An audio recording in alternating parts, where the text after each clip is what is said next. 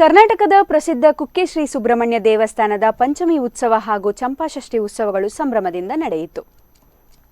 ಬುಧವಾರ ಮಧ್ಯಾಹ್ನ ಪಲ್ಲಪೂಜೆ, ರಾತ್ರಿ ವಿಶೇಷ ಪಲ್ಲಕ್ಕಿ ಮತ್ತು ಬಂಡಿ ಉತ್ಸವಗಳು ದೇವಾಲಯದ ಹೊರಾಂಗಣದಲ್ಲಿ ಜರುಗಿತು. ಬಳಿಕ ಪಂಚಮಿ ತೇರು ಉತ್ಸವ ಸವಾರಿ ಕಟ್ಟೆಯಲ್ಲಿ ಕಟ್ಟೆಪೂಜೆ ಅದ್ಧೂರಿಯಾಗಿ ನಡೆಯಿತು. ಗುರುವಾರ ಬೆಳಿಗ್ಗೆ 6:58 ವೃಶ್ಚಿಕ ಲಗ್ನ ಶುಭ ಮುಹೂರ್ತದಲ್ಲಿ ಶ್ರೀ ಕುಕ್ಕೆ ಸುಬ್ರಹ್ಮಣ್ಯ ದೇವರು ಬ್ರಹ್ಮರಥಾರೂಢರಾದರು. ಬಳಿಕ ವಿವಿಧ ವಿಶೇಷ ವೈದಿಕ ಕಾರ್ಯದ ನಂತರ ಬ್ರಹ್ಮರಥೋತ್ಸವ ಸಂಭ್ರಮದಿಂದ ನಡೆಯಿತು. ಕಾರ್ತಿಕ ಶುದ್ಧ ಷಷ್ಠಿಯ ದಿನದಂದು ಈ ವಿಶೇಷ ಉತ್ಸವಗಳು ನಡೆಯುತ್ತದೆ. ಬೆಳಿಗ್ಗೆ 6:58 ವೃಶ್ಚಿಕ ಲಗ್ನದಲ್ಲಿ ಸುಬ್ರಹ್ಮಣ್ಯ ದೇವರು ಬ್ರಹ್ಮರಥದಲ್ಲಿ ಹಾಗೂ ಉಮಾಮಹೇಶ್ವರ ದೇವರು ಪಂಚಮಿ ರಥದಲ್ಲಿ ಆರೂಢರಾದರು. ಬಳಿಕ ವಿವಿಧ ವೈದಿಕ ಕಾರ್ಯ ನಡೆದು ಸುವರ್ಣ ವೃಷ್ಟಿಯಾಗಿ ಪಂಚಮಿ ತೇರನ್ನು ಮೊದಲು ಎಳೆಯಲಾಯಿತು. ಬಳಿಕ ಮಹಾರಥೋತ್ಸವವು ನಡೆಯಿತು. ಸಾವಿರಾರು ಭಕ್ತರು ಈ ದೈವಿಕ ಕ್ಷಣಗಳಿಗೆ ಸಾಕ್ಷಿಯಾದರು.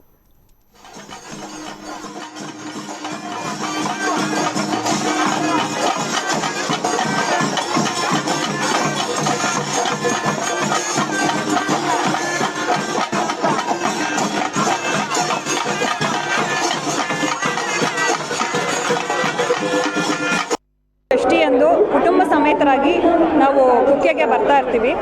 ಇವತ್ತು ಕೂಡ ನಾವು ಸುಮಾರು 21 ಜನ ಬಂದಿದ್ದೀವಿ. ಕಳೆದ ವರ್ಷ ಕೋವಿಡ್ ಇರೋ ಕಾರಣದಿಂದ ನಾವು ಬರಲಿಕ್ಕಾಗಲಿಲ್ಲ. ಕಳೆದ ಒಂದು 20 ವರ್ಷದಿಂದ ಪ್ರತಿ ವರ್ಷ ನಮ್ಮ ಕುಟುಂಬದವರೆಲ್ಲ ಈ ದಿನ ಸೇರೋದು ಒಂದು ನಮಗೆ ವಿಶೇಷ ಅಂತಲೇ ಅನಿಸುತ್ತೆ. ಏನಂದರೆ ಒಂದು ಬಲವಾದ ನಂಬಿಕೆ ಇದೆ.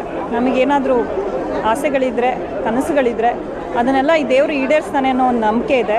ಹಾಗಾಗಿ ನಾವು ಪ್ರತಿ ವರ್ಷ ಬರ್ತೀವಿ. ಮತ್ತು ಈ ವಿಶೇಷ ದಿನದಂದು ಪೂಜೆ ಮಾಡೋದಾಗಿರ್ಬೋದು, ಈ ರಥೋತ್ಸವ ಆಗಿರ್ಬೋದು, ಇದೆಲ್ಲ ನಮಗೆ ಮಾನಸಿಕವಾಗಿ ಒಂದು ನೆಮ್ಮದಿ ಕೊಡುವಂಥದ್ದು, ಖುಷಿ ಕೊಡುವಂಥದ್ದು ವಿಚಾರ. ಅದ್ರ ಜೊತೆಗೆ ನಾವು ಕುಟುಂಬದವರು ಎಲ್ಲರೂ ಬರೋದ್ರಿಂದ ಇದು ಒಂಥರ ಸಡಗರ. ನಮ್ಮ ಕುಟುಂಬ ನಾವು ಇಲ್ಲಿ ಸುಬ್ರಹ್ಮಣ್ಯ ದೇವಸ್ಥಾನಕ್ಕೆ ಬರ್ತೀವಿ. ತುಂಬ ಚೆನ್ನಾಗಿ ಅನಿಸುತ್ತೆ. ನಿನ್ನೆ ಬಂದು ಇವತ್ತು ಬ್ರಹ್ಮರಥೋತ್ಸವ ಮುಗಿಸ್ಕೊಂಡು ಹೋಗ್ತೀವಿ. ನಾವು ಆ್ಯಕ್ಚುಲಿ ಚನ್ನಪಟ್ಟಣದಿಂದ ಬಂದಿರೋದು. ಎಲ್ಲ ಖುಷಿ ಆಯಿತು. ಬಂದಿಲ್ಲ, ಪ್ರತಿ ವರ್ಷ ನಾವು ಚಂಪಾಷಷ್ಠಿ ಬಂದೇ ಬರ್ತೀವಿ. ತುಂಬ ಚೆನ್ನಾಗಿರುತ್ತೆ. ಇಲ್ಲಿ ರಥ ಎಳೆಯೋದಾಗಿರ್ಬೋದು, ಇಲ್ಲಿ ಪ್ರಸಾದ ಹಂಚೋದಾಗಿರ್ಬೋದು, ಆಮೇಲೆ ಪೂಜೆ ಆಗಿರ್ಬೋದು, ಪ್ರತಿಯೊಂದೂ ಚೆನ್ನಾಗಿರುತ್ತೆ. ನಾವು ಪ್ರತಿ ಸತಿ ಈ ಸತಿ ಸರಿ ಹೋಗುತ್ತೆ, ಈ ಸತಿ ಸರಿ ಹೋಗುತ್ತೆ ಅಂತ ಕಾಯ್ತಾ ಇರ್ತೀವಿ. ಬಟ್ ಏನಿಲ್ಲ, ದೇವ್ರ ಮುಂದೆ ಏನಿಲ್ಲ, ದೇವರನ್ನ ನೋಡ್ಕೊತೀನಿ ಅಂತ ದೇವ್ರ ಹತ್ರಕ್ಕೆ ಬರ್ತಾ ಇದ್ವಿ. ಆಮೇಲೆ ಇಡೀ ಜನತೆಗೆ ಇನ್ನು ಮುಂದೆ ಯಾವುದೇ 3ನೇ ಅಲೆ ಆಗ್ಬೋದು, 4